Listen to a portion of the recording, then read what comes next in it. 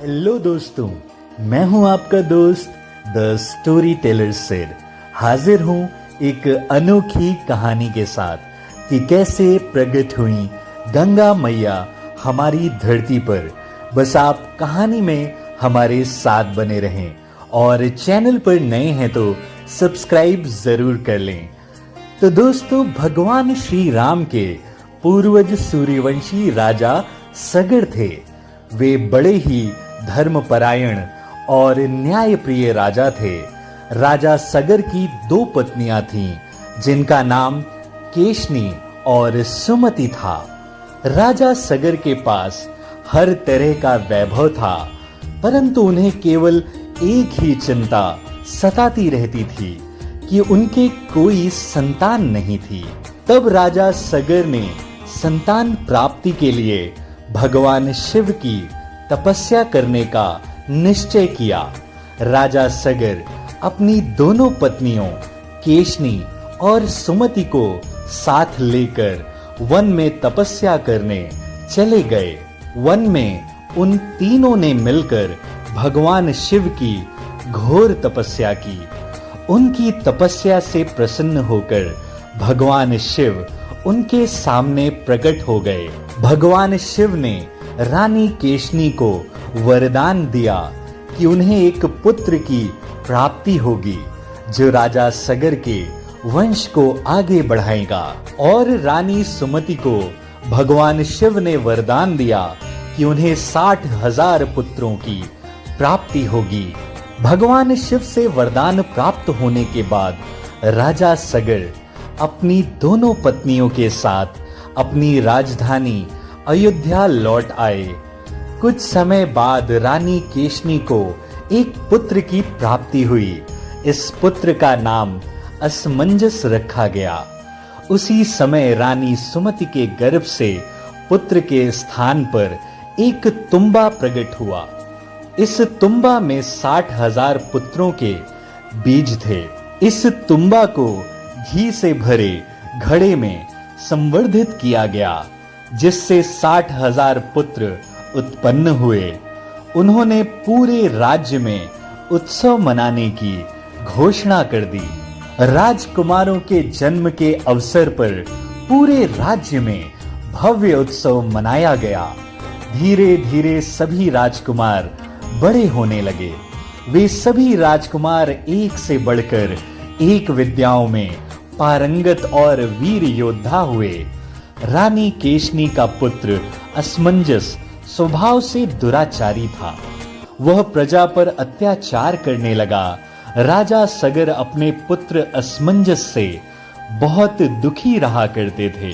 राजा सगर ने राजकुमार असमंजस का यह सोचकर विवाह करवा दिया कि शायद वह विवाह के बाद सुधर जाएगा, परंतु ऐसा नहीं हुआ। असमंजस ने अपना स्वभाव नहीं छोड़ा और वह पहले की ही तरह प्रजा को परेशान करने लगा।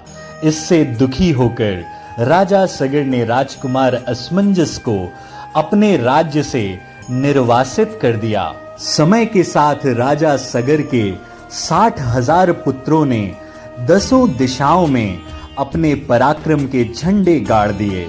उनसे युद्ध करने का साहस किसी में नहीं था। राजा सगर के 60,000 पुत्र अपने आप में एक विशाल और शक्तिशाली सेना के समान थे।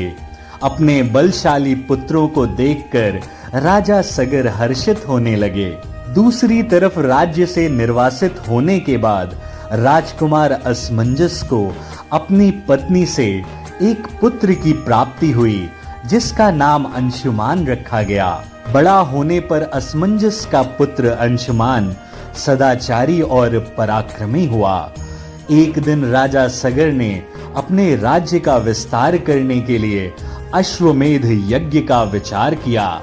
इसके बाद राजा सगर ने एक भव्य यज्ञ मंडप का निर्माण करवाया, जहां उन्होंने अश्वमेध यज्ञ का आयोजन किया। एक तरफ राजा सगर यज्ञ में आहुतियां डाल रहे थे, तो दूसरी तरफ सेना के साथ यज्ञ का घोड़ा रवाना किया गया। यज्ञ का घोड़ा कई राज्यों की सीमाओं में से होकर गुजरा।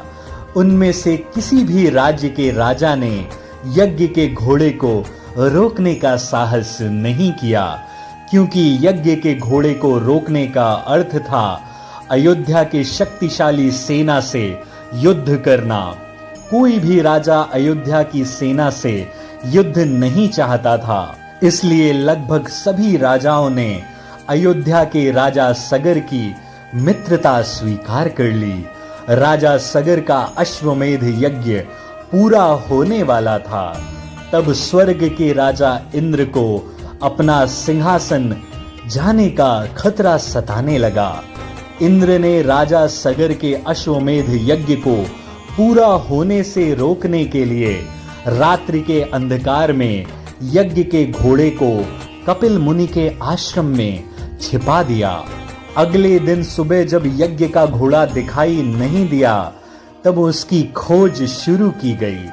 घोड़े को खोजने के लिए 10 दिशाओं में सेना की टुकड़ियां रवाना की गईं। बहुत खोज करने के बाद भी जब यज्ञ का घोड़ा नहीं मिला, तब राजा सगर ने अपने 60,000 पुत्रों को यज्ञ के घोड़े की खोज में भेजा। राजा सगर के पुत्रों ने भी 10 दिशाओं में घोड़े की खोज की। खोजते खोजते राजा सगर के पुत्र कपिल मुनि के आश्रम पहुंचे। कपिल मुनि उस समय साधना में लीन थे। राजकुमारों ने आश्रम में खोज की तो उन्हें यज्ञ का घोड़ा बंधा हुआ दिखा। राजकुमारों ने सोचा कपिल मुनि ने उनके यज्ञ का घोड़ा चुराया है और अब वह साधना में लीन होने का ढोंग कर रहे हैं। यह सोचकर सभी राजकुमार कपिल मुनि को भला बुरा कहने लगे और उन्हें चोर कहकर संबोधित करने लगे। कोलाहल सुनकर कपिल मुनि की साधना भंग हो गई। राजकुमारों को कपिल मुनि के तप सामर्थ्य का कोई बोध नहीं था। जैसे ही कपिल मुनि की साधना टूटी, सभी राजकुमार उन्हें और अधिक अपशब्द कहने लगे। उन्हें चोर उचक्का कहकर पुकारने लगे। वे सभी कपिल मुनि को दंड देना चाहते थे। यह सब सुनकर कपिल मुनि अत्यंत क्रोधित हो गए। कपिल मुनि ने शाप देकर उन सभी 60,000 राजकुमारों को उसी क्षण जलाकर भस्म कर दिया।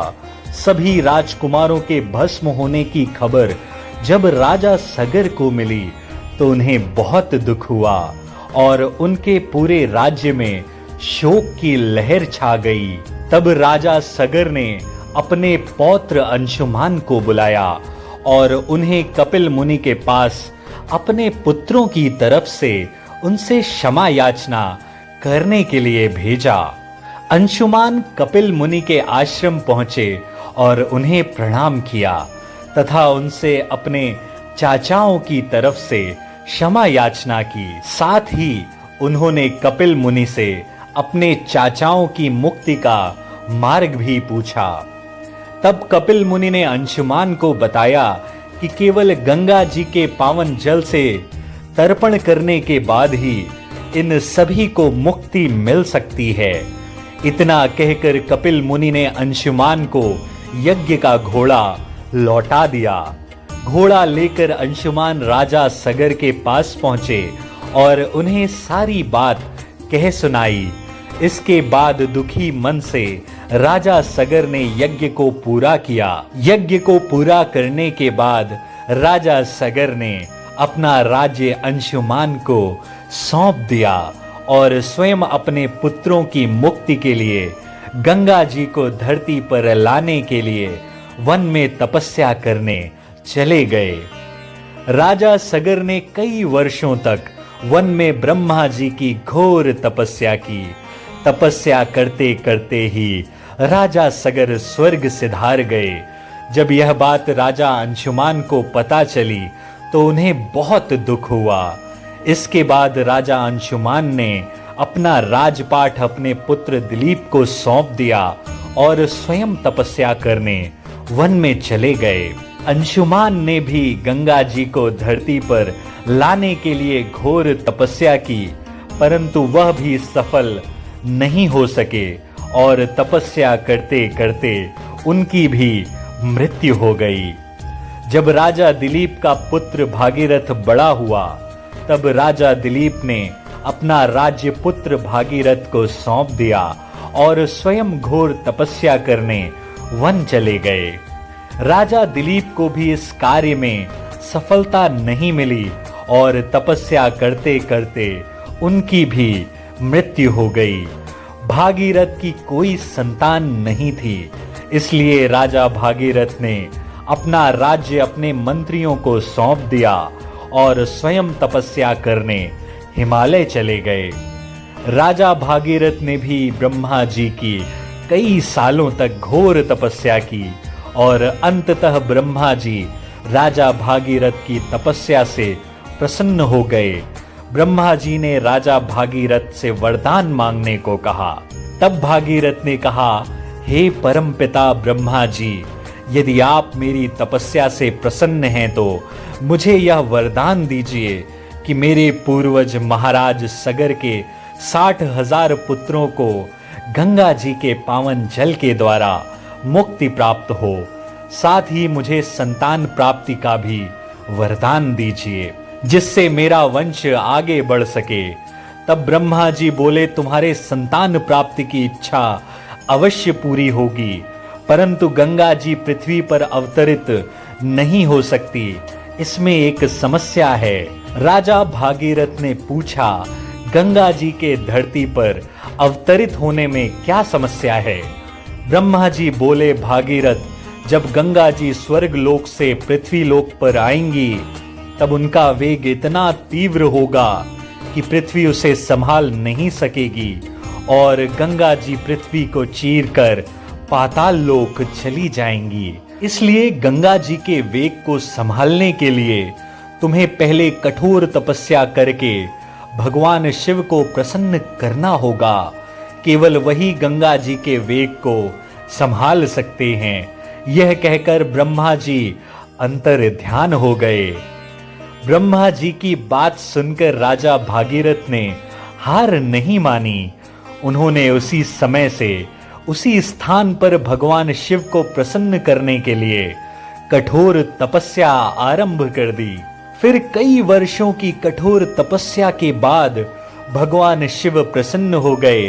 भगवान शिव ने प्रकट होकर राजा भागीरथ से कहा, हम तुम्हारी तपस्या से प्रसन्न हैं, इसलिए तुम्हारे मनोरथ को पूरा करने के लिए हम गंगा जी को अपने शीश पर धारण करेंगे।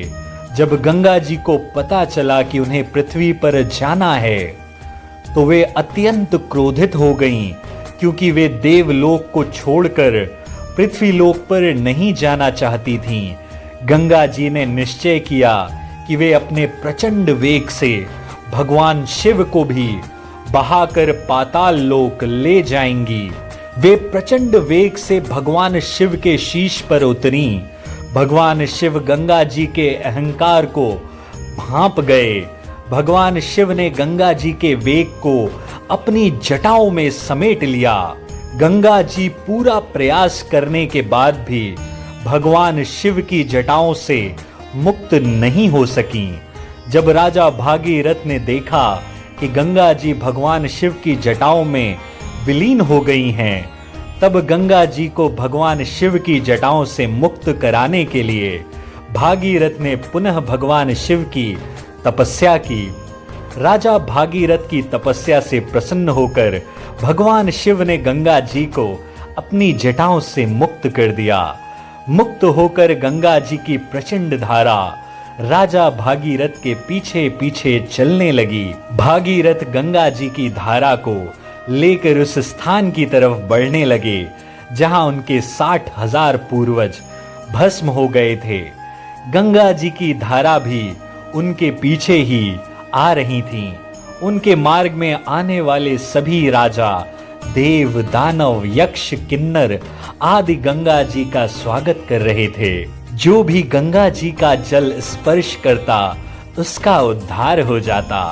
राजा भागीरथ गंगा जी को लेकर आगे बढ़ रहे थे। मार्ग में जाहनु ऋषि का आश्रम था। ऋषि अपने आश्रम में यज्ञ कर रहे थे। उसी समय गंगा जी की प्रचंड धारा में जाहनु ऋषि के यज्ञ समेत उनका पूरा आश्रम बह गया। यह देखकर ऋषि जाहनु अत्यंत क्रोधित हो गए। जाहनु ऋषि ने अंजुलि भरकर गंगा जी का सारा जल पी लिया। जब राजा भागीरथ ने मार्ग में पीछे मुड़कर देखा तो गंगा जी की धारा दिखाई नहीं दी। वे पुनः लौटे और जाहनु ऋषि के पास पहुंचे। उन्होंने जाहनु ऋषि को अपना उद्देश्य बताया और गंगा जी को मुक्त करने की विनती की। भागीरथ की विनती सुनकर जाहनु ऋषि ने गंगा जी को मुक्त किया था। इसलिए गंगा जी को जाह्नवी भी कहा जाता है। जब गंगा जी देवलोक में भगवान शिव की जटाओं में उतरी थीं, तब भगवान शिव ने उन्हें हिमालय स्थित गोमुख नाम के स्थान पर मुक्त किया था। गोमुख से भागीरथ गंगा जी को सर्वप्रथम हरिद्वार लाए थे।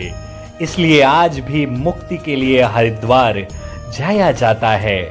हरिद्वार से प्रयागराज, काशी, पाटलिपुत्र होते हुए राजा भागीरथ गंगा जी को कपिल मुनि के आश्रम लेकर आए थे, जहां उनके पूर्वजों की भस्म पड़ी थी। वह स्थान आज भी पश्चिम बंगाल में स्थित है।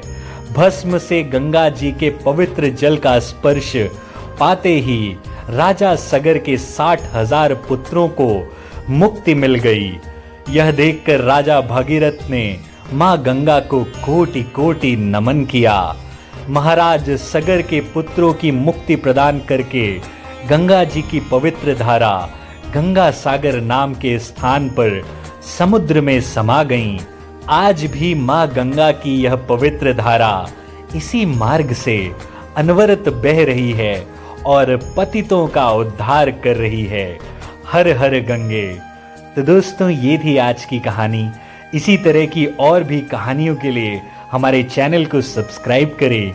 ये वीडियो अच्छी लगी हो तो इसे लाइक करें, अपने दोस्तों से शेयर करें और हमें कमेंट करके बताएं कि कहानी आपको कैसी लगी। मैं मिलूंगा आपको नेक्स्ट वीडियो में। तब तक अपना और अपनों का ख्याल रखें। Take care. धन्यवाद।